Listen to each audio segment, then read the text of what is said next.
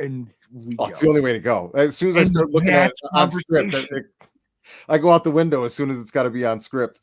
Dude, so let me ask, I'm just looking, where can I see? Are you on camera too right now? Because it's all on his PC, so I can't see it. So where can I go to watch it? Just so I can see you while you're doing it with me. So you'll once the show actually starts, we should both be on the same. You should be able. Well, to see he's running it from his PC over there at the control. Oh man. So is there a website where I can go watch this right now, or pretty much all the different Twitters, the YouTubes, Rumble. So is it going to be on? Well, so I was going to ask. So is it on Bratwick right now? Yeah. So we're in the pre-show chit chatter, and it's going to be on the Sports Sushi handle. Yeah, on the Sports Sushi one or on my Gratwick Films one. Okay. Either one. Because what I want to do is I just want to be able to watch it so I can see you. So like I feel a little bit more connected to this. Yeah, I didn't know you weren't going to be able to. I didn't know you weren't going to be able to see me. It's okay. No, we have 1, 2, 3, 4, 5 TVs in here. Like it all the. I don't know if you remember or not, but during the pandemic, I was literally just telling Chris that I used to come do the games, and I would get hammered during. Oh, dude, those were so much fun. I would get hammered, and my wife is like, "What are you screaming about?" I was like, "Oh, the Bills just scored a touchdown in the playoffs." She goes, "You're an idiot. Just go. Just."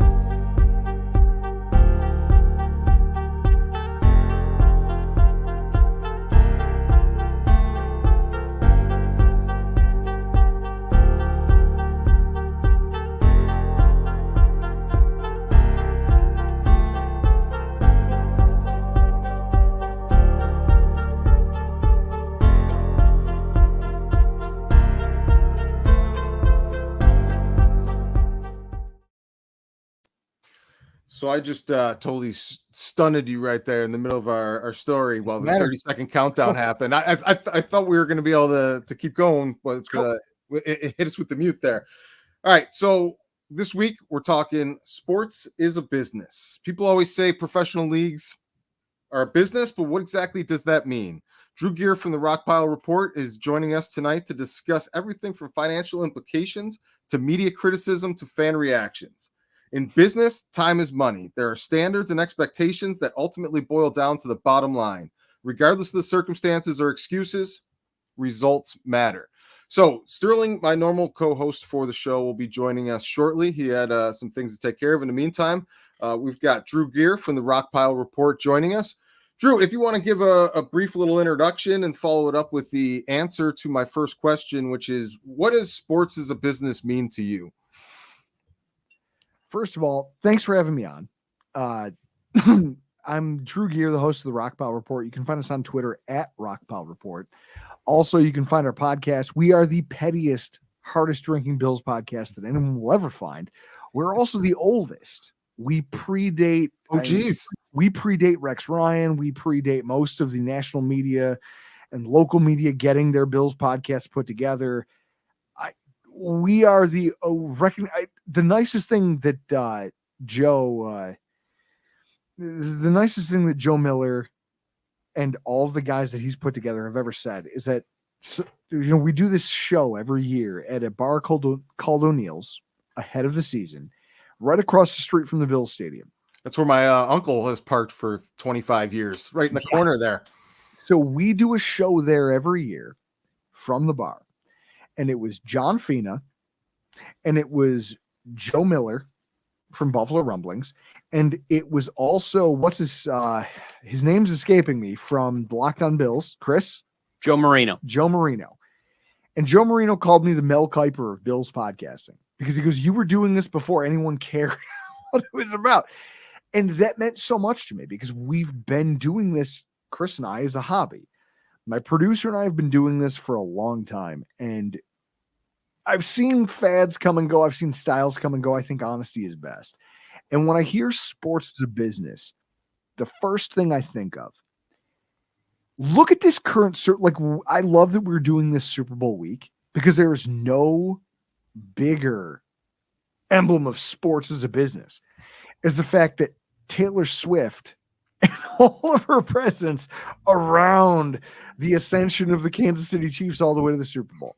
Now, I'm not one of these conspiracy theorists who believe that the NFL has propped them up specifically because the Swifties are following and that there's money to be gained by the NFL. So let me jump in here real quick before you finish that thought, because they've actually put a number on that motivation, and it's $322 million of brand value this relationship has already added to the NFL. They've projected.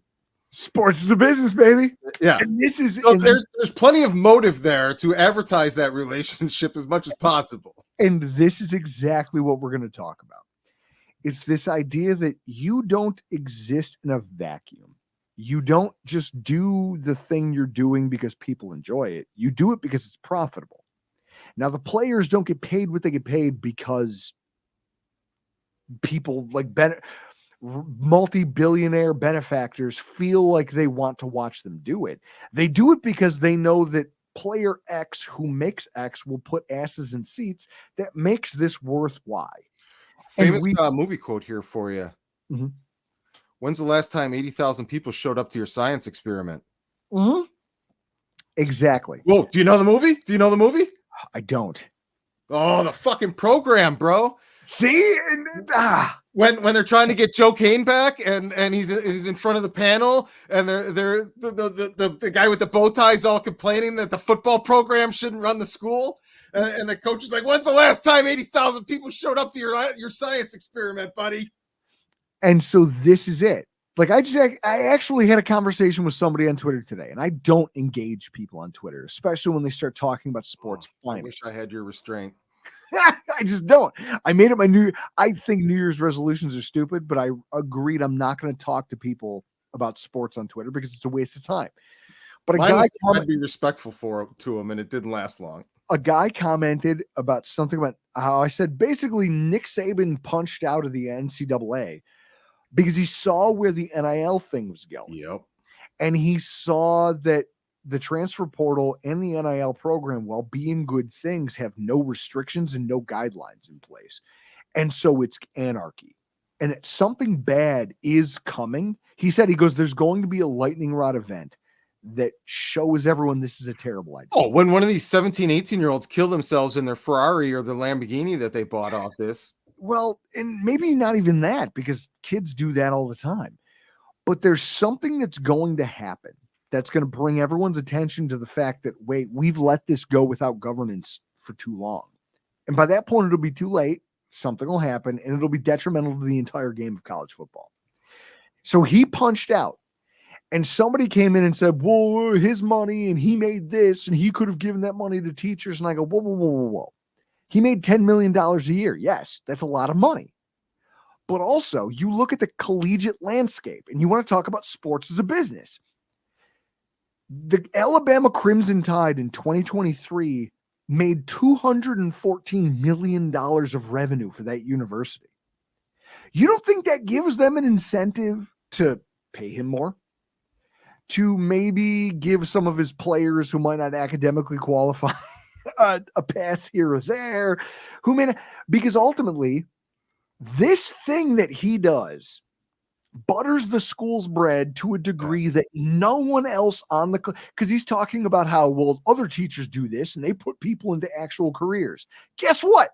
None of those careers bring in the revenue that Nick Saban does. Yeah. Sports are a business, and the college recognizes that. So they compensate him at $10 million a year because they see the value of $214 million of revenue and what they can do with that around campus for other sports programs, how that gets doled out. At the end of the day, sports, if you go beyond high school, there is always a financial implication.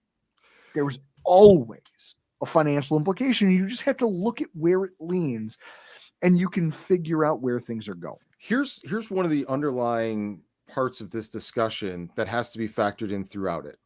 I'm a firm believer in this day and age, if you're just being honest with yourself, anything that money and power touches, it corrupts. And so everyone can sit here and be as virtuous as they want and talk about protect the shield or whatever the quotes that the other leagues might have. But when you're really talking about sports as a business, then the bottom line is all that matters. The outcome's the only thing that matters. And the first road to that outcome is putting a heavy hand on favorable, what we started talking about with the Super Bowl and all of that.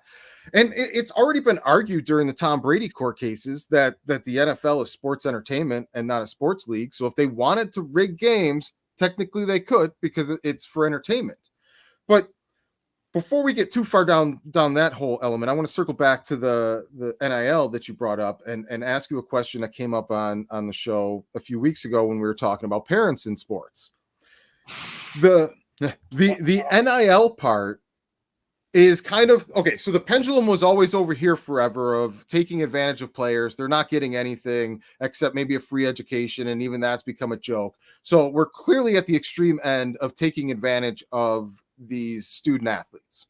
Now, is the NIL deal in its current form a overreaction and complete pendulum swing in the opposite direction, and eventually it'll settle somewhere in the middle? Or do you think it's a stepping stone in that direction?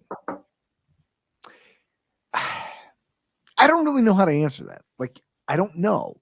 What I think is that realistically, you have to find a middle ground. Parents are parents. Parents are parents are parents. You always want what's best for your child. I have two of them. And I look at that and I try to temper what I want versus what I know is good for them. I feel like society right now is giving us all a referendum on what happens when you just want the best for and you don't think about what's actually good for, right? Yeah, that's a great point. And so with that in mind, I see this and I look at, you have a thing here in your show notes about toxic or healthy goals. I think healthy goals are, you should try to achieve as much as you can personally, regardless of what the outcome is. You should always be trying to achieve personally. And you should champion that rather than what the outcome is when you win versus when you lose. Because if you promote what happens in a young kid and say, listen, never mind the NIL bullshit. You're a high school kid who's getting recruited by 5 different schools. Great. Don't think about the money. Think about what's going to make you happy and what's going to make you the best person. What's going to make you the best athlete you can be. Whose coaching is better? What's going to lead you in the best direction? But that used to be the argument for going to college and playing ball at that level, is to focus on that stuff first before the money gets thrown at you. Mm-hmm. Now that the money muddles the water even earlier, everything gets knocked down a level, because it used to be, I want to play college ball because I want to get to the NFL. But if you don't even have to get to the NFL or the pros anymore to make money, like everything now bumps down to the college kids, which bumps to the high school kids, which bumps down to the JV and the little league kids. And now you got money seeping all the way down the pipeline to the bottom. No. And you're not wrong. You're not wrong. There we go. Finally. My producer finally saw me waving my hands and got the screen right in front of me. I love him for this. This is why I have this, but I'm lucky to have this guy. Guys, Chris Kruger, Rockpile Report. He is the backbone of everything we do here. I'll say this. I think that you're correct. When you start monetizing sports, you start moving things down peg by peg by peg, and all those pressures just find a new place to rest. The business of sports shouldn't be on children. Yeah. Shouldn't be on 18-year-olds. Like, these are kids. I think back to when I was 18. I was one of the most, I shouldn't say was. I still am one of the more reckless human beings on the face of the earth. You mean we're not 18 anymore, True? I do. Wow. I could convince. I'm 38. I'll tell you what. I wish I had my 18-year-old knees again. I wish I had them back. But what I know is the pressures that are being pushed through the industry of sports change the face of what athletics used to be. When you watch children playing sports in high school, it used to be about, I can go and I can send my kid off to a football camp now and again. If I think that he's a high-level athlete, he might get by going into a summer camp, and then he'll play his senior year of high school. And then he'll go into a specialty camp because he's been recruited somewhere to play college football, or he's going to try to walk on, and we're going to get him into a clinic to help him with that. Now, these kids are in 7th, 8th, 9th, 10th grade parents are shelling out thousands of dollars to send their kids to these 7-on-7 camps, playing flag football, because they go, well, I think my kid's good enough to make it. And that's a fluid term, but they see kids in college getting paid. Yep. At a certain point, you have to question, sports is a business, but are parents not also responsible for their role in what happens to their children in the pursuit of this business? Oh, absolutely. But I mean, in 2024, parents aren't responsible for anything. Yeah. I'm trying to run counter to that myself. So I'm trying to bring a little bit of the old school back. You're shifting into kind of where I want to go next with this, by bringing kind of parents' responsibilities into the mix and all of that. And because what comes next with sports as a business and there's money on the line is accountability and criticism. Now, you're a college kid. Your job used to be go there to get the education, play the sport second. But now you got sponsorship money on there. You've got colleges that your college set up these deals on the expectation that you're going to be a player, that you're going to deliver results on the field. Now, if you're a bust in college, that's costing people money. It's not just a free scholarship anymore on that. And where I really want to go with this is the accountability and criticism aspect in the pro levels, but it starts now in the college and maybe even earlier on that with, where's the line between you're a student athlete, shit happens, and there's a lot of fucking money on the line here. You dropped the ball, asshole. And which is a fair one to be taking a position of. If I'm a fan of Penn State and I know that you're making $10 million a year here to play wide receiver for Penn State, can I now be professionally critical of every single thing you do, or are you still just a fragile kid that has the weight of the world on your shoulders? I'll say this. It has people have the same energy towards it that I have to Starbucks baristas ever since you decided to unionize. When you decide that you want to be paid what you think, we deserve $20 an hour, and you go, okay, listen, the standards are raised. Well, here's the thing. We're not against giving you at Starbucks as an employee $18 to $20 an hour. We're not against that. What we expect, though, now is that because we're paying you like a professional, you are going to act like a professional and you're going to perform like a professional. And if you don't, if you fail, there will be consequences. And that's the other side of this that no one sees. When you start to monetize youth sports, which is what I still look at collegiate sports as. These are underdeveloped kids who are looking for coaching. They have you look at some of the best NFL players, they will tell you they got their the thing that propelled them to greatness in the NFL was what they got in college. Right? Like, I think back to, like, for some Bills examples, I think back to Stevie Johnson talking about how his wide receiver coach at Kentucky. What's Kentucky? Kentucky isn't a great program, but their coach had a lot of basketball experience. And he goes, I learned to run my routes like a point guard in basketball, because you take 5, 6, 7 steps before you break into your route. The DB has no idea where you're going, and you just cut and you go, and it made him successful. He made the NFL. He made a lucrative second contract. He made a lot of money. He was very successful throughout college and in the pros, because he was well coached at that level. Yeah. Now, this is Kentucky. Coaching matters.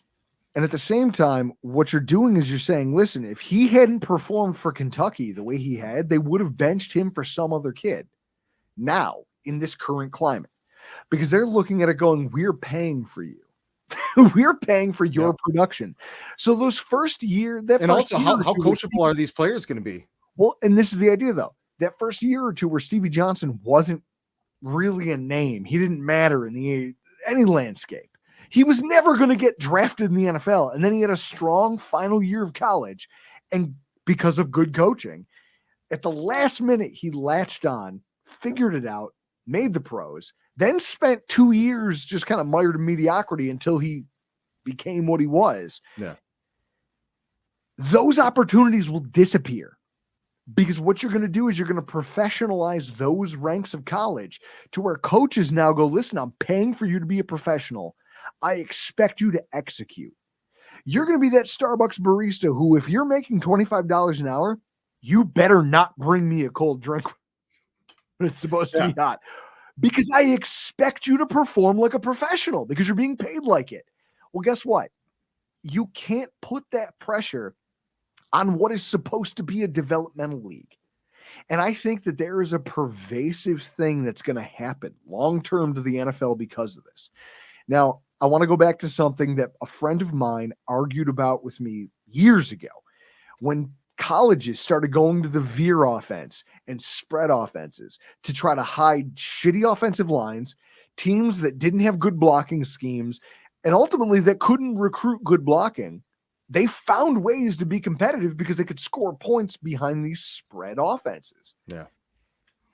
And I go, I said, there's going to be a trickle down to the NFL. And sure enough, look at what tight ends have become over the last 10 years. You don't get a jack of all trades, do it all tight end anymore. Now you have to be highly specific in what you want. You want a Dalton Kincaid if you're a Bills fan. Guess what? He can't block very well. He's electric when you get the ball in his hands. Can't block very well. You want a Dalton Kincaid? Guess what? He's a freak athlete. He can block well. He doesn't catch very well. Yeah. If there are no Tony Gonzalez's left because the college game has made them irrelevant. I also don't think they're even focusing on developing the blocking side. Once you prove you're an offensive threat, they lean into that, and because there's money in that, because you're scoring points, which furthers the agenda, which is my point of like, you're doing all these things to monetize this thing, which will make it a business, which will make it like the NFL is now. You look how we abandoned tight ends. Like we as a league have abandoned tight ends in the NFL. College will do that too. And so now Notre Dame might be the only college that has actual tight ends anymore in 5 years. Like that's where we're headed because the trickle-down effect of the monetization of sports, you can't fix it. And now the problem is that there's a pervasive upwards effect.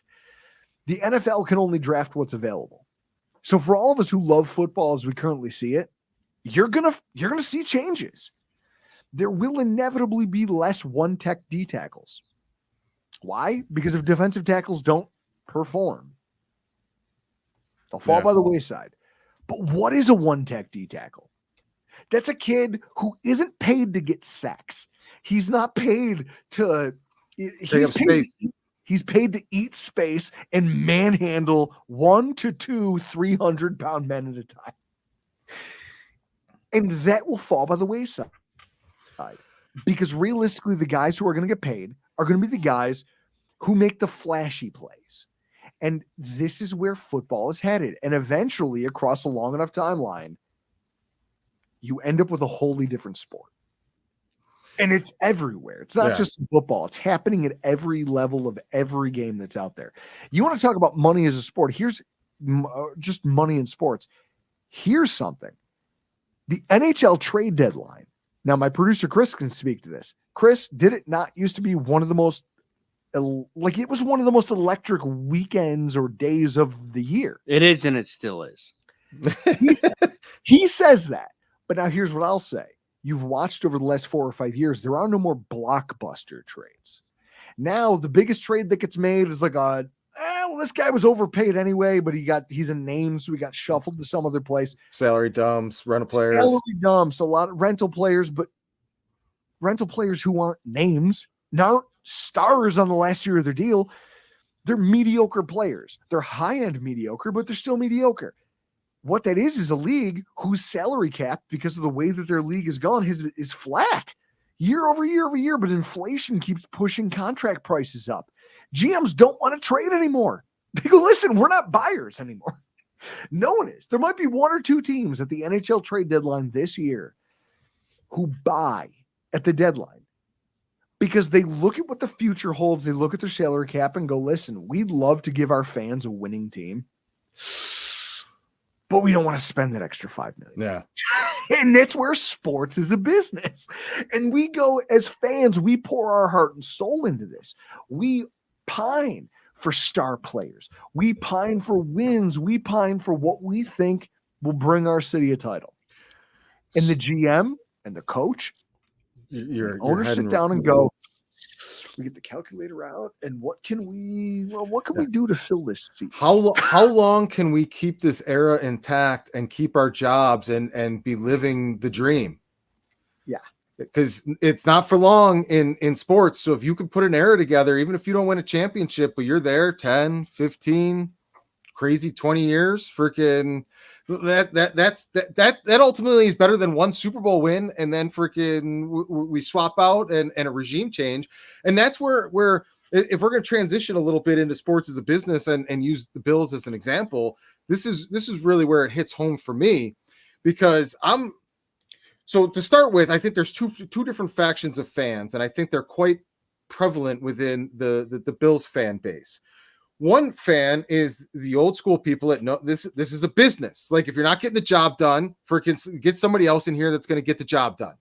And then there's the other people who subscribe to this, well, it's a family culture and we're a family and I'm rooting for these guys to win, but really let's all just have a good time and nobody get hurt out there. And they're treating the team, this professional $1 billion franchise, like it's their kids' teeball team.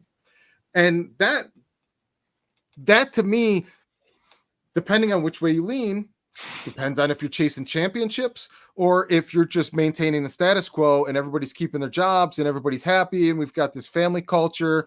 And so before I get too long down this rant and rave here, my first question is to you. Do you think in a professional franchise, the family culture is advantageous or a detriment to the bottom line, and the bottom line being winning championships brings the most money in? Here's what I'll say. I think that competing brings money in. Just being competitive, especially here in Buffalo. I think that there is an incentive to just stay on the bull here. Like if I can be, maybe we get lucky and win one. To be honest, maybe get lucky and win one. It seems to be the philosophy we're operating under. Whereas we get to watch franchises around the NFL who have the same cap constraints we do. They just choose to do it differently. Or go for it. They choose like to Rams spend did. their money differently, and they're in the Super Bowl year over year over year. And you watch a team like the 49ers and you go, what's the difference between them and us? We have defensive linemen. We have linebackers. We have a thing. They have Brock Purdy. We have Josh Allen. Why aren't we in those shoes? Coaching. And why aren't we angrier about the fact that and that's where it frustrates me, is this idea that we're in this position. We're not supposed to be angry. We should just be happy. That's the one that frustrates and breaks my spirit, man. As a born and raised Buffalo person, we should just be happy. Like, ooh, thank you, sir, for a fucking wild card loss. Are you fucking kidding me? See, I've already done this. I've already exercised those demons because where I've fallen, I can call on them at any point in time, Drew. Where I've fallen on this is the concept that we as a football team have a structure internally where the GM, thankfully, is calling the shots. I think that the coach has a lot of input, but I think that he's made some moves here and there that tell me he's not wholly beholden to McDermott to run all of this. But when now push comes to shove, he got literally. I had a guy quit my group chat a week ago, maybe even more, because not only did he get mad at me for my bashing of Sean McDermott last week during our season-ending podcast, but then also he got mad that I made fun of him on Twitter for invoking Doug Marrone. He was like, oh, if Doug Marrone had one more year and Kyle Orton was here, we could have made the playoffs. And done what? If Doug Marrone had Josh Allen, they probably would have been in a couple AFC championships. Hell, if Dick Duran had Josh Allen, we'd be in the playoffs. Like, I mean, the standard has to be higher. He's not bringing anything to the table. He's not adding to the equation. He's literally the difference between them and us. And the funny thing is they gave him an extension. So you want to talk about sports and a business? What they did was they go, hey, listen, Sean, since you showed up. That was the most spiteful extension in history. Right when the seat was Sean, starting to heat up, it was like, no.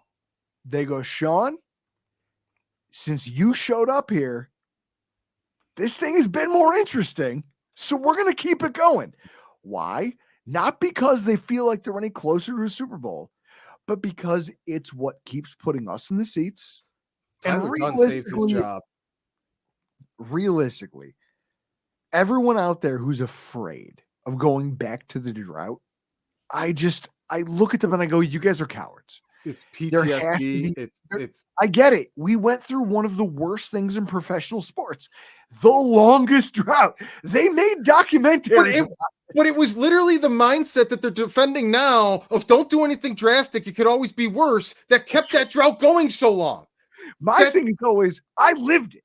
I'm still alive. You can't kill me. Do it again. I don't give a shit. Can you do something that works? Take a gamble, roll the dice, get ballsy. The problem is that sports is a business. Means that they're going to continue doing what's in the best interest of the business. And in that way, the Buffalo Bills will never make any giant moves, right? Like they made a giant move to acquire Stephon Diggs. I remember that. And I'll tell you why. And they didn't even I was on the one. toilet. I was on the toilet when I got the text that someone saw it on Twitter. So I went down a Twitter rabbit hole, just trying to find, like, is this true? Oh my God, do we really have Stephon Diggs? Is this trade happening? I was on the toilet for 45 minutes and my legs went numb. And I literally tried to get up. You know, you wipe your ass, you get up, and I tried to, and I can't stand up. So I lurch forward, grab the towel bar, and then I kind of like get the door handle, and then I flop out like a dead fish into the hallway. And I'm just laying there with my pants around my ankles. And my wife is on the couch looking at me going, what the hell are you doing? I go, shut up. The Bills just got Stephon Diggs. And I'm laying in the hallway, pantsless, just on my phone. Going, I have to see this. They have us. They have us captive at all times, and they know it. So you can get mad at Sean McDermott, and I can get mad at Sean McDermott, and it doesn't matter. That's really where I've gotten to. And you want to know when it really drove home for me? The Brandon Beane's end of season press conference. Yeah. Because this was the aha moment. If your boss doesn't know that you're fucking up, are you actually fucking up? No, you're fine. Everything is cool. So my silver lining hope was that Brandon Beane, as a football guy, as a bottom lines, wanting to win, as a competitor, deep down inside, he would know that his friend that got him the job wasn't up to it and would at some point be honest with Terry Pegula that, like, listen, we can keep this going and we'll be fine. But between you and I, what's stopping us from taking the next step further is our coach is not a difference maker. That's the end of story. Bottom line, what you want to do with that is up to you. That was my hope. Because Terry was never going to figure that out on his own. And the only people around him that could tell him that are the ones fucking up. And then Brandon Beane says in his press conference, like, listen, I know we're all frustrated that we haven't gotten the results that we've wanted to in that. And, you know, people are rightfully asking questions about Sean McDermott, but it's not like he's making bad decisions that are costing us games. What? Now, I don't want to get too far off on this tangent, but this no. But this is it. So here's the thing. Do you know everything about you just exploded about? Everything you just exploded about. You do know that what they're going to do is they're going to spin this. You saw it. They fired Dorsey. Hey, the defense and special teams made a mistake. We fire off. Thing they can't spin, but nobody has the football acumen to talk about it. Tony Romo hit on it in the moment it happened, And then it got lost to the sands in time. And anyone I've tried to bring it up with has screamed and yelled at me that that's too much detail. Blah, blah, blah, blah, blah. And I'm gonna bring this up to you, Drew. And you are one of the more analytical fans and people out there that can also rant and rave with the best of them. It's well, that's what I was going to say. Please qualify that, because I'm not the smartest guy. I'm just a dude who can. But you can do the ranges.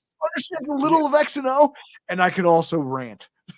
So, we're going to learn from our mistakes. We're going to learn from our mistakes. This is what they've been telling us since 13 seconds. We've learned. Don't see that. I think that we have a coach who gets at the end of the half of the Steelers game, their first playoff game. There's just outside. There's 2 minutes and 30 seconds left on the clock. They have 2nd and 9 inside the 30-yard line, and they put their quarterback in a position to fail. They call a pass play or they let him pass, and he can't find anybody open, or it's an errant throw and it's an incompletion. When 2nd and 9. You run the ball, and you take it to the 2-minute warning and then figure out the situation from there. You're up 21 points. You run the ball. Even if you get 0 yards or no yards, you take it to the 2-minute warning. You get a couple yards. Now it's 3rd and short. Now you can run the ball again, potentially, and do the situation. But they don't. So because they call the pass on the first one, they got to call a pass on the second one now, and they fuck up twice on that, and they don't even get to the 2-minute warning, but now they're also kicking. The kick gets blocked, their punter gets hurt, the touchdown scored, and now the Steelers are back in the game when you had them by the absolute throat. Even if you just ran 3 times and kicked the field goal, you have a 24-point lead. Oh, okay, fine. You made the mistake. You got your hand burned, but you didn't lose the playoff game. So let's learn our lesson. Let's rewind the clock here and make sure we don't repeat that mistake again. So let's assess this week. When did this game start slipping away from us a little bit? What was the decisions in making so we don't do that again? Let me just finish up the nut here. So a week later, it's 2-minute warning, just inside the 30-yard line, 2nd and 9. 3-score game, 3-point game. You have complete control of everything and been running the ball well. Run it on 2nd and 9, hopefully get a couple yards, but start planning for 4 downs right off the get-go. Have a plan ahead of time. Don't make the decision when 4th down comes up on, are we going to go for it or are we not going to go for it?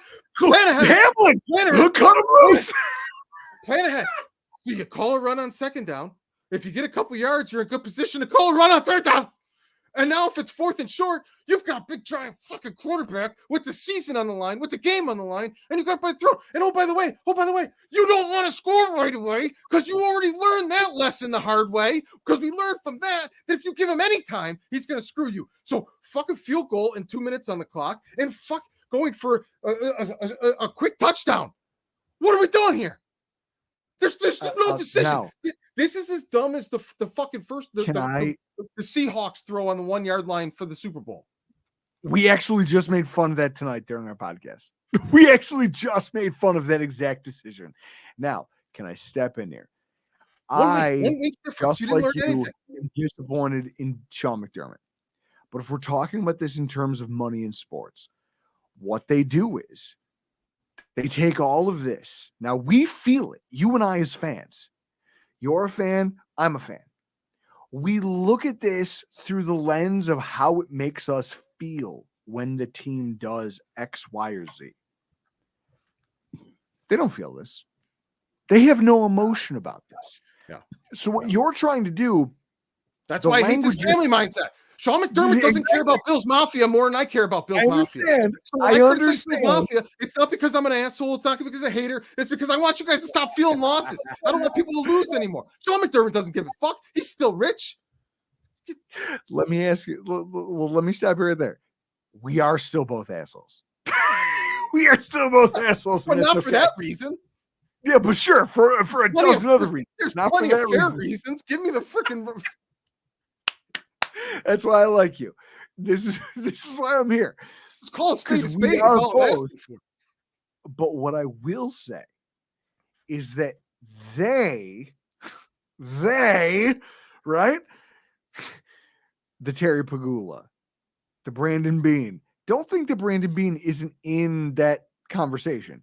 where they go, hey, but I don't think he do you realizes the see nuances this like I thing thought that's he did. happening here ever since he showed up? Well, things are good. Asses are in seats. Coincidentally coinciding with Josh Allen showing up here. Here's what I'll tell you. 2017, 2016, Rex Ryan's final year. There was a game against the Browns. I was there. There was a guy who has season tickets with us who sold it earlier in the year for the $60 face value the ticket was. And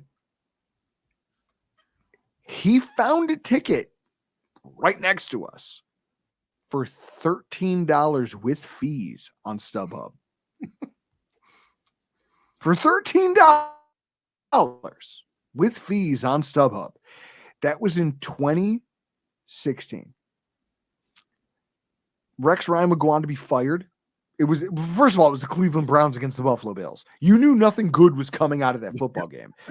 Every time they get together, they should do it on the Marshall Islands so that no one on the mainland is hurt, because it's always a disaster. So that game happens. And then we go on to lose down the stretch, and they fire Rex Ryan. And I go, I'm sick and tired of having December seats that I've paid $65, $70 for, that I'm surrounded by people who are paying less than 30. I'm the loser. I'm an idiot. You want to talk about sports as a business? I feel like an idiot for investing in this thing. I don't want to be a season ticket holder anymore. Why? Because, and I understand all the people who quit. Everyone who ever stopped being a Bills season ticket holder, I get it. Because that drought was horrible. And you kept putting good money after bad, good money after bad, good money after bad. And where you ended up in is a place where, so then 2017 rolls around. And I'm getting my seats for $62 a piece. And the team starts to win. And everyone goes, oh, this is a fluke, whatever. It is what it is. These are fun, but it doesn't matter. Now, for the Bills home opener, you go online and try to buy a ticket off StubHub. What do you think you're gonna pay? For three, we're on 3. Meanwhile, I, as a season ticket holder who hung on, didn't quit, didn't lose faith, even though I hate so much of what I'm seeing, still here, I pay $90. And this is where sports as a business cuts both ways. Where it's like, hey, look, you have this thing of everybody else is getting fat and happy, and we're here shelling out, and everything else sucks, and everyone's getting taken advantage of by this system that is sports. I'll tell you what, I'm making out. Because for a product that usually yields a great tailgate and a great day, and usually at home a great result, I only have to pay $90 because I got in early. And there's a whole bunch of people who wish they could be where I am right now. If I were to cancel my season tickets tomorrow, they wouldn't blink. They would go, fine, bye. We go to the next person on the list. But let's really, is a business. And in that way, you have to treat it like the business that it is if you're ever going to reconcile it in your head and in your heart. Well, let's take that business one step further now, because I don't even know if the people in the building who are in charge of the business have thought the business out this far ahead. It would on one side be completely unfathomable to me if they didn't. And on another side, it would be totally Buffalo if they didn't. Like I could see both ends of the spectrum and still understand completely why they did or didn't. And what that is okay, we're going to keep Sean McDermott. We're going to keep the family culture. We're going to keep this going one more time. We're losing a lot of our defensive players. The league's moving away from defense. He had a whole bunch of hurt defensive players and still delivered pretty good defense. So I probably should start changing my philosophical vision on this team and stop dumping a ton of this offseason. This is the transition. This is the transition off season, because this is your off ramp. This is your off ramp to try start moving towards offense, to not put a bunch of resources into your defense. And if you're going to keep McDermott, and he's so freaking great, then let him do fucking shit with piddly sticks and tinkerwinks over there on the defense and put everything But he in the almost offense. did. And that's the thing. I go, listen, if I was going to go into a meeting and go, hey, listen, I almost beat the Kansas City Chiefs, who are now playing for the Super Bowl, with backups in multiple positions. Being a manager of people, right? Being a manager of talent myself, I would look at that and go, well, what that tells me is you can do more with less. So if anything, I want to see you do more with less.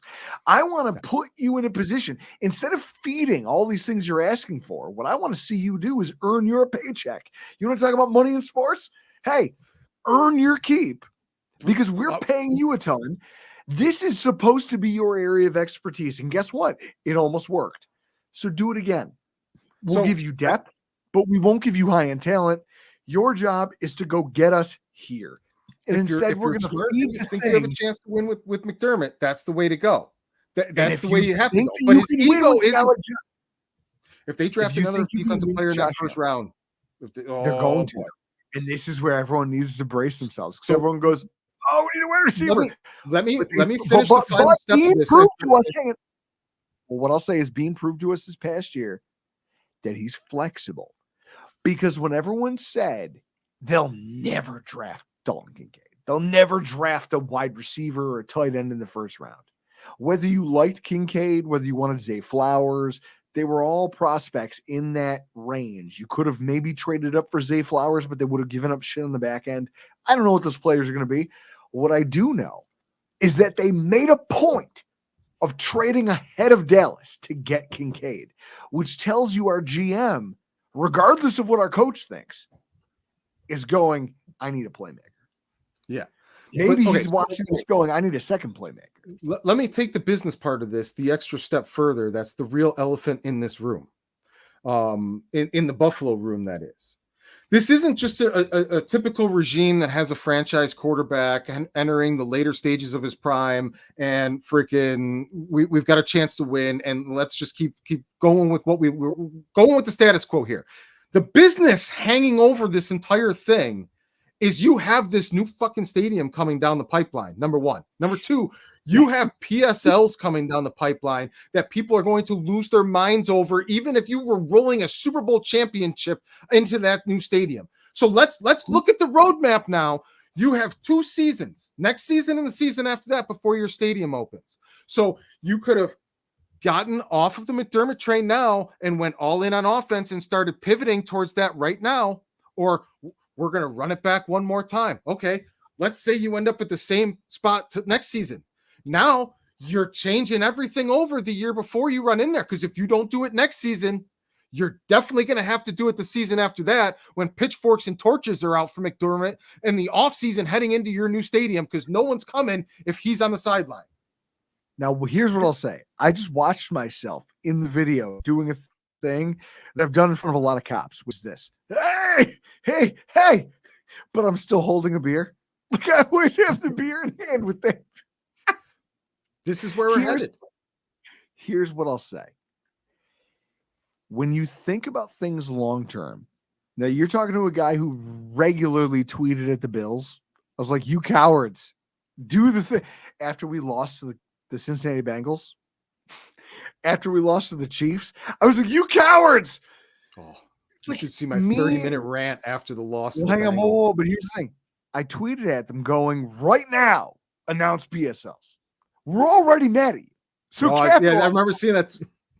We're already mad at you. You might as well just throw it out there. Spill the beans. Now we can laugh at you. Exactly. We're already. But as soon as they do, the standards for McDermott are going to go way up, just like you were talking about before, with the standards rising. Like, you're not a barista anymore, bro. You're not a barista anymore. I'm not paying $95 to come watch you anymore, pal. And this is it. So right now, the team is in this weird place where they have this environment that they don't have to worry about his performance, because people will still pay out the ass to come watch this football team play. All of the StubHub and the Vista seats and all the other outlets that resell tickets can back that up. People will pay out the ass to come watch some Buffalo Bills football. Realistically, when you look at what this is going to be, the second that you introduce PSLs into it, it's going to change the entire conversation about what this team has to be. And at least at the start, it better be competitive. You better have a title or be on the road to one. Because if not, you don't have a title, there's no way you're rolling McDermott out that first season.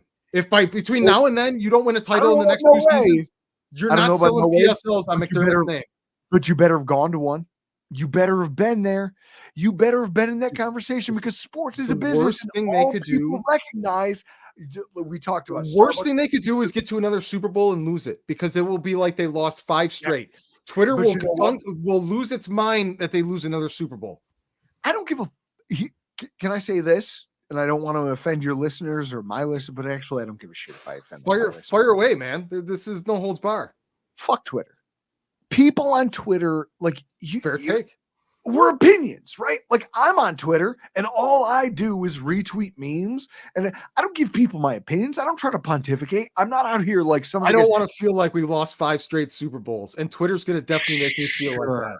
And those people are hyperbolic and they have no place to put their emotions other than on social media. Now, me, I go to my basement. I have a bar down there. My wife, the number of times after a Bills loss this year where my wife is inside instead of digitally on somebody else, come down there at 2:00 in the morning and see me doing shirtless knuckle push-ups and just gone back upstairs. She goes, he's got a bottle of whiskey on the floor and he's doing knuckle push-ups. The Bills lost. All right, I'll let him have this. Sounds like it's good for you. I internalize this. I don't throw it on social media. These people are whiners and no one cares. Brandon Beane doesn't care. Terry Pagula doesn't care. Sean McDermott doesn't care. The athletes, by and large, don't care. Yeah. Some of them get bothered by social media. Mostly. But more about their personal reputation than they do about their team success. They ultimately, where we end up is a place where we have to have some success because we're trying to sell a lot of things. We're trying to sell. Sports are a business, right? We've been talking about this all night. You have to have success in order to put the asses in seats. Hockey hasn't done it. Their salary cap's been flat the last 2 years. NBA, I don't know what they are. Their trade deadline is great, though, because they get to shuffle around players who make millions of dollars because nobody else makes a dime. The NFL is the best in terms of money in the entire country and maybe the whole world. It's them in Premier League soccer. We did a special during COVID about how the only sports league in America that can survive COVID long-term was the NFL. Because they're the only league that figured out how to make TV contracts worth more than the gate. They know money. They've been doing money for years. So you think the fact that San Francisco and Kansas City with Taylor Swift in the stands, you think that's an accident? It's not. And this isn't even conspiracy theory. This is just, we put the right refs in the right Bills 49ers Super Bowl for 30 damn years. And it's just this thing of the machine keeps rolling and it keeps your eyes on it and it draws your money and it does the things. The Bills are the same way. The Bills play us as fans. They pull on our heartstrings. They try to hope that we as fans will not look at the writing on the wall for a coach or for a player.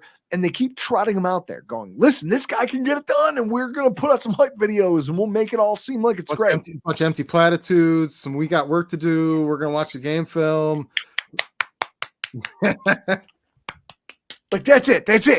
That's all I can say. What I will say, though, is that the runway for that shortens the second you ask me to come out of pocket for $1,000. The second that you come to me and say, hey, guess what? That $1,000 you give me, I need another $1,500 on top of it. Well, those PSLs are going. My guess is sports is a business, but at least so is being a human being. And so we're all going to look at that and go, where is the team? Do we trust the coach? Do we understand the direction of the team? There are going to be a lot of people who step off the bus. There will be. It happens. quick little financial breakdown for you. We went to Bills Chargers. We were going to buy the tickets at the beginning of the season, and they were $200 a piece at SoFi Stadium. And I'm like, yeah, one of these teams is going to shit the bed. We'll wait and scalp them. And nobody here gives a fuck about the Chargers, so they'll probably be cheap because the Chargers always choke. So the Chargers got smoked by like 40 the week before Bills Chargers, and we just watched on StubHub as the ticket prices just went down like a bad stock. Got our tickets for $15 a piece the day of, and ended up paying $250 for a parking spot. What? $250 for a parking spot.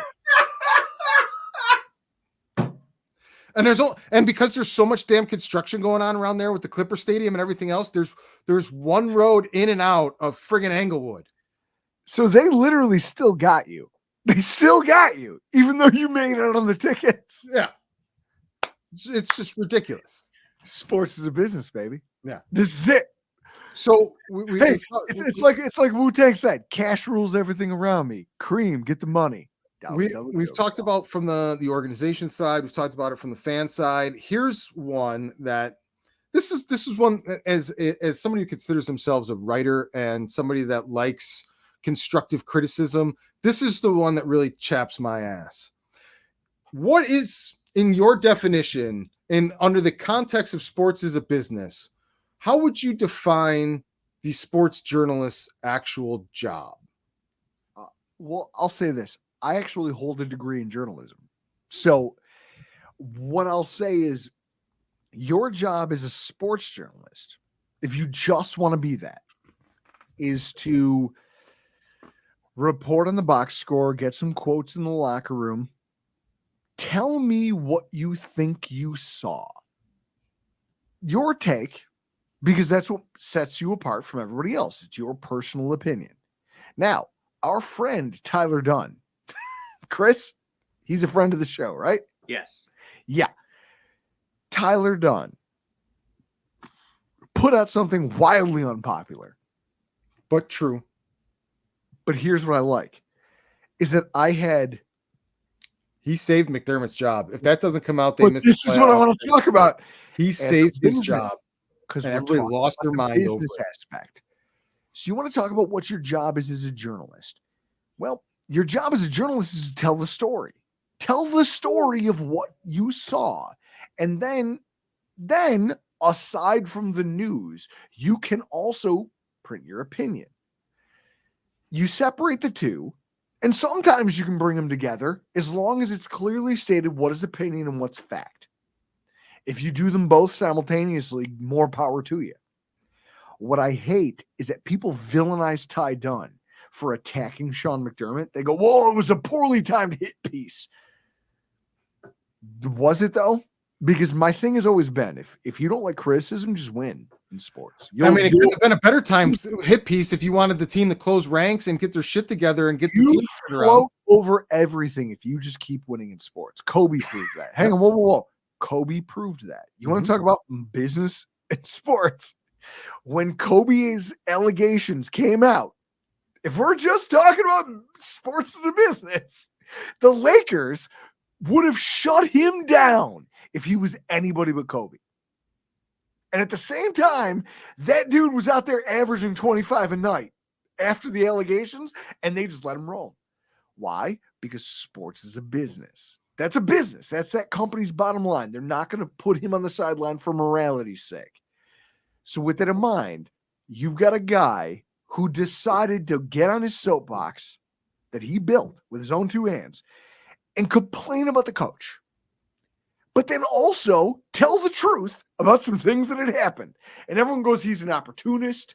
He's a sandbagger. He's a hack. This is what I heard it from my father. Oh, dude. I heard it from coworkers. I heard it from people who don't know that I know Ty Dunn. And I go, oh, this is amazing. Because what you did was you reached out and you touched people. You touched a nerve. And I've always said something. If you hear criticism and you know it's unfounded, you don't react to it emotionally because you know it's false. And when it's categorically false, you just go on with your life. You just keep moving. It's like us in the stands jeering at a player, going, boo, you suck. That guy's in the NFL. He knows he doesn't suck. He's at the pinnacle of what his sport is. He knows he doesn't suck, so he doesn't even respond to us. He just keeps it moving. The fact that people reacted so viscerally to Ty's criticism of our head coach tells you that they internally feel a little bit of it, and they're mad that he just is like, hey, I'm going to lay it out here at the most inopportune moment. But it's also a sink or swim moment for Sean McDermott. And we've been joking on our podcast for weeks that if the Bills were to have made the Super Bowl and won it, they better let Ty come touch the Lombardi on stage. Because it's also... Because it's partly his doing, because he exposed some of the dirty shit that goes on behind the scenes of a business. Businesses fire employees every day. Business they have disagreements. I have a friend who works at the stadium who knows firsthand that after the 13 seconds fiasco, after that happened, Sean McDermott, Brandon Beane, and a certain coach were just in the building yelling at each other. Like, they couldn't leave. We're yelling at each other for hours. Just one. I'm guessing the only one that had the fire to start the arguments over and over again was fucking Dabble. Well, and then that person didn't get fired, but wasn't on the staff the next year. Come on. Didn't get fired, but wasn't on the staff next year. You're going to tell me it was freaking Mr.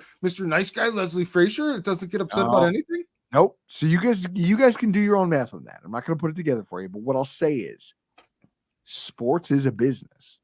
And realistically, whether it's right or wrong, the institution will always go with the highest earner. Yeah. Sean McDermott is the building's highest earner. He is the guy that puts the asses in seats, because since he got here, since Terry Pagula's owned the team, he bought a thing that was in shambles, and this guy turned it into something he can monetize, that he could build structures out off. Josh Allen sell BS. But, okay, exactly. But what do you need? You need a signature win late in the postseason for Josh Allen to declare that that's his. Yeah, but he can't get that when his coach is a jackass. So real quick here. I want to circle back to journalism. As long as we're going to talk about Josh Allen and McDermott one more time.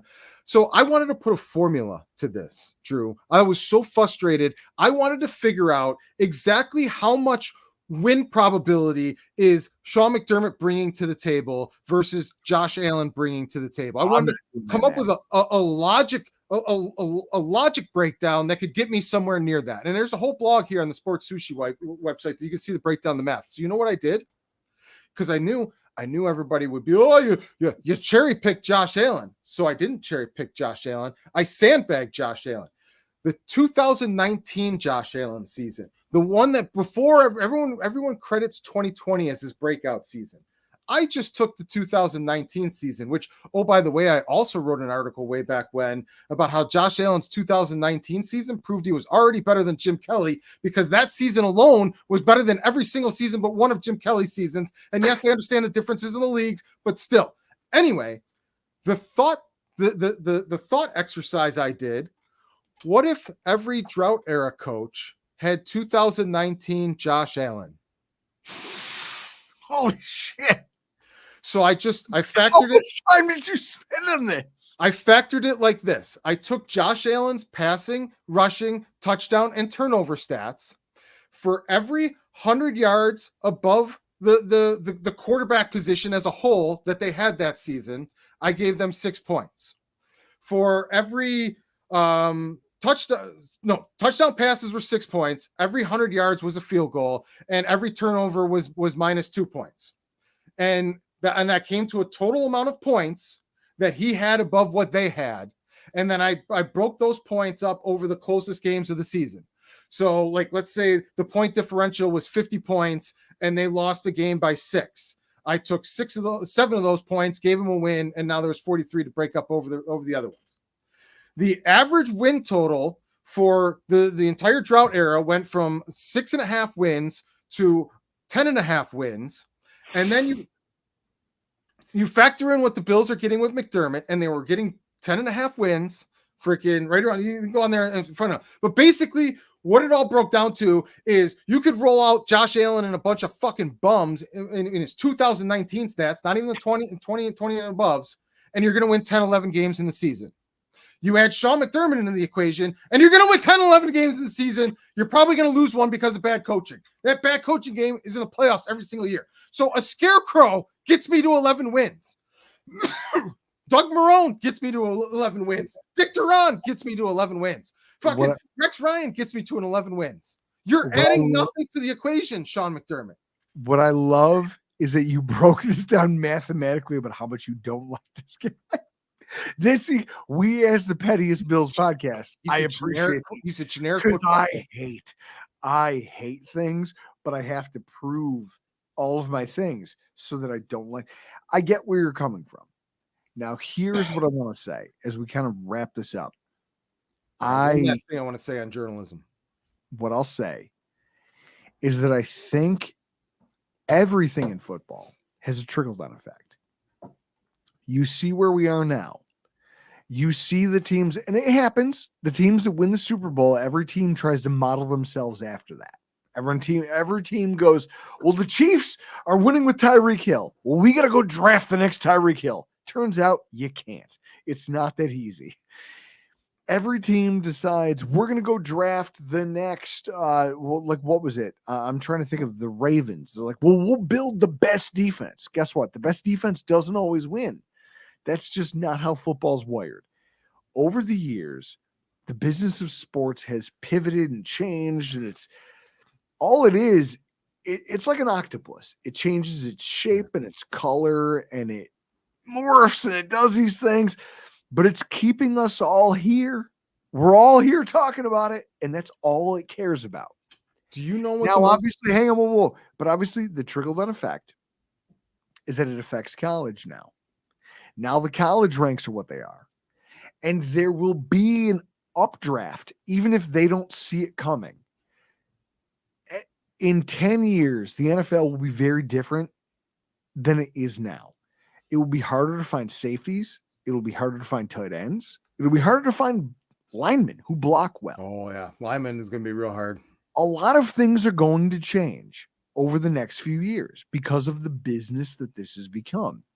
It's trickled down into high school sports. It started to affect children.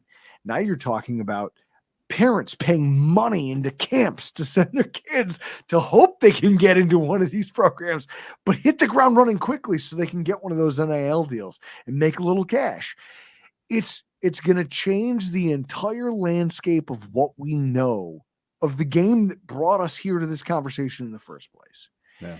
And so if you want to bring that around back to our football team, which is the Buffalo Bills, money has changed the fact that Sean McDermott, whether he deserves to be here or not, puts asses in seats. His teams, whether it's him or his quarterback. But it would only be sustainable in a city like this because we celebrate losers, and at the same time we tar and feather people who are honest and tell the truth. This is the last point I want to make, and we'll kind of wrap up here. Well, do you know? But can I stop you real quick before you say what you're about to say? Last week in our podcast, Nate Gier was here with me, and we talked about the fact that we looked at the post-game press conferences after losses from Sean McDermott. And then we looked at Dan Campbell from the Lions. Both of them lost. Both of them lost games that were brutal in the way that they lost. And Dan Campbell goes just very candid. This is going to be very hard. Getting back here, he's like, I'm upset because I know how hard it's going to be to get back here if we can even do it at all. Meanwhile, if you look at Sean McDermott, he just, it's okay. He's a generic football coach. He's a generic football coach. And the man said we got work to do 22 times defending rape allegations. That guy was honest. One guy was honest about how hard it is. And one guy spoke in what he thinks it takes to protect the business. And that's all you need to know, is that there's no honesty left in this. They're going to sell us whatever they want to sell us. They're going to say whatever they have to say. They're going to spin whatever plates they have to spin in order to make this look like it's, hey, guys, this is just another bump in the road on our way to a Super Bowl. No. What this is you pissing away another opportunity. This is one more opportunity in an era where we could have won maybe 2 Super Bowls by now. What? You did this, and yet you don't want to be held responsible, and there's no one to hold you responsible. Outside of the tailgate and the game day experience, where did you find enjoyment through the drought? Oh my God. You know what it was? It was that. It was the people. It was the people that made this fun. It was the randoms that we would encounter when we were throwing a rager and there was nobody out there. It was a thing of like, we're out here doing the thing that nobody cares to do because this team sucks. It was Chris, Major League One. Major League One with the fans in the stands where they're actively booing. Yeah, Randy Quaid. Yeah, I was Randy Quaid. I was Randy Quaid from Major League. We were out there in the parking lots with the tailgate spread and people out there, and people would just gravitate towards it and go, why are you guys so pumped up about this? I go, no. It's going to be dog shit once I get in that stadium. But right now is a lot of fun. Now it's pivoted and it's in there is a lot of fun. You're just going to have to pay a premium to get in. And they know that. And they're leaning on it. Now, I'm one of those throwbacks that I want to see tailgate culture survive. I'm happy about the new stadium location. I will say that I know a lot of the people who currently have season tickets will not continue once they roll those PSLs out. Oh, no. With that in mind, my uncle's already, he's like, that's pretty much when the end of the road comes for me. I'm not going to be able to afford it. But there's always a place. There's always a place for you at a tailgate. So and that's what we've tried to promote. So for me, it was something completely different. I enjoy brutal honesty and gallows humor. So what carried me through the drought was the autopsy report from Jerry Sullivan, because he was honest about what a shit show this was. Yeah.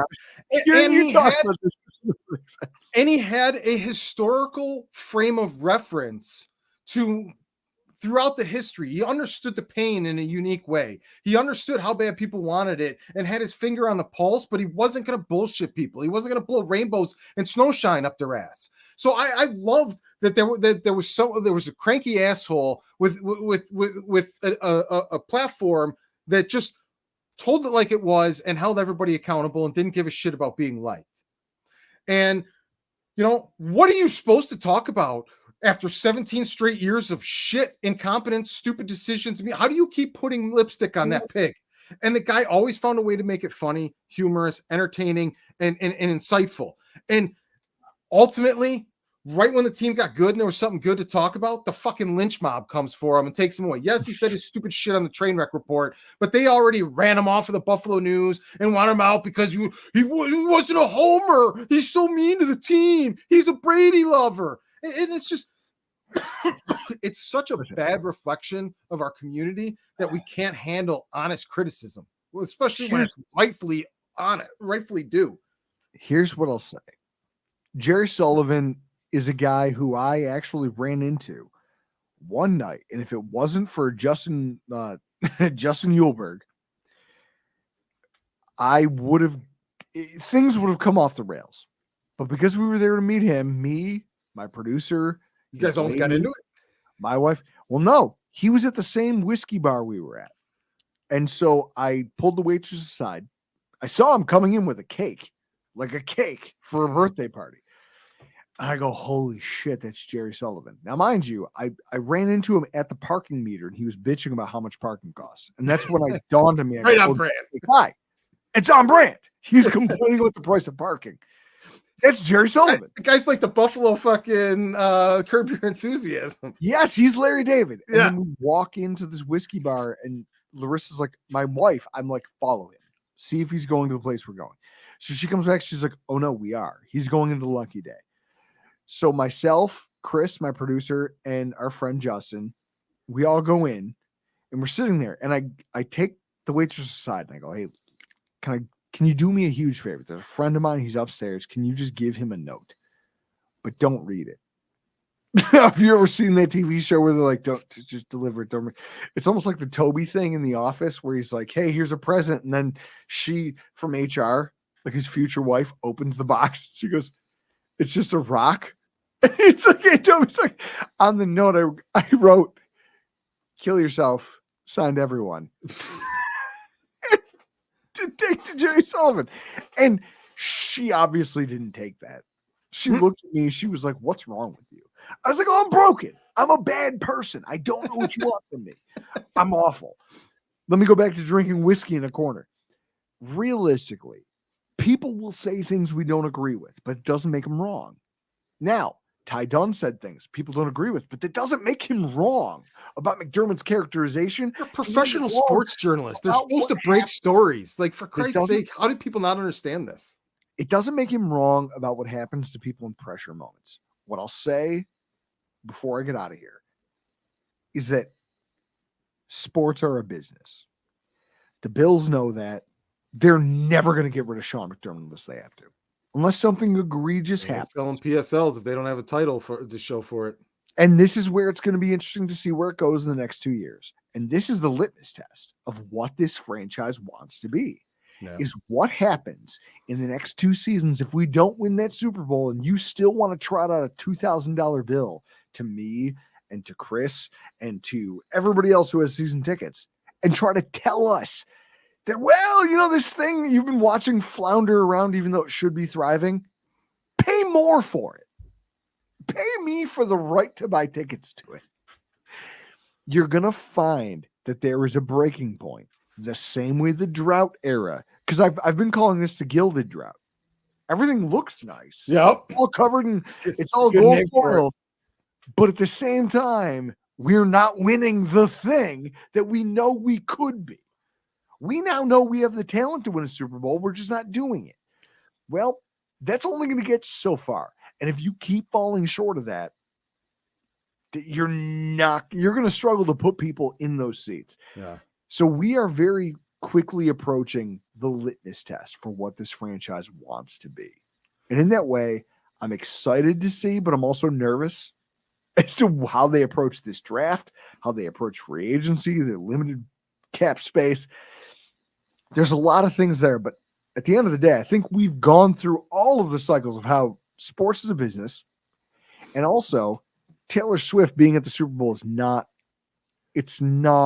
an anomaly, right? Like it's not like an accident that Taylor Swift is being talked about as like, hey, her boyfriend, when you added $300 million worth of valuation to the NFL, like, hey, of course that's there. So we're supposed to just shrug at that and go, things happen. The Chiefs are just the best team, right? You had set me up perfectly for a closing segue to tease next week's show, and then you had to name drop Taylor Swift. Well, the algorithm appreciates another Taylor Swift reference. But next week, we're going to be kind of evolving the conversation you and I have had today. Del Reed, fresh off the Super Bowl, is going to be on next week's show, and we're going to be talking about the difference between good and great. I'll tell you what. Hopefully. Like we talked about it during our what is the pettiest, like it's Don Rickles doing a Super Bowl preview. We gave what is essentially a roast to both teams because I think that these are the most unlikable teams I've ever seen in the Super Bowl together in my entire life. Yeah, Cowboys Chiefs would have been pretty gross. Hopefully Del Reed can inject a little bit of positivity to this. Yeah, it'd be sweet if he actually does win Fan of the Year, and then we get to be one of the first ones to interview and talk to him afterwards. Drew, before we go here, what's happening on the Rockpile Report? Where can we see this roast of these two teams, and what do you got coming up next? Well, we're on YouTube. We're on Stitcher. Chris, why don't you do this? You're better at this than me. All right, I'll do it. There we go. Twitter. On Twitter, at Rockpile Report. We're on YouTube. YouTube.com/The Rockpile Report. We're on all the podcatching apps, your Spotify. Get this, Google Podcasts, no longer a thing. Apple, we're on Apple. Anywhere you get your podcasts, you can find the Rockpile Report. You guys should check out millions.co. It's a sports social media site for podcasts and athletes and brands and all of that. Could be another platform to throw up the show. Guys, thank you for coming in here on an off day for the Rockpile Report and doing this episode with me. Appreciate it. Next week we'll be here with Del Reed, and check out gratwick.co to see everything we've got going on over there. I'm going to hit the end button now, and we're going to tap out. Later, guys.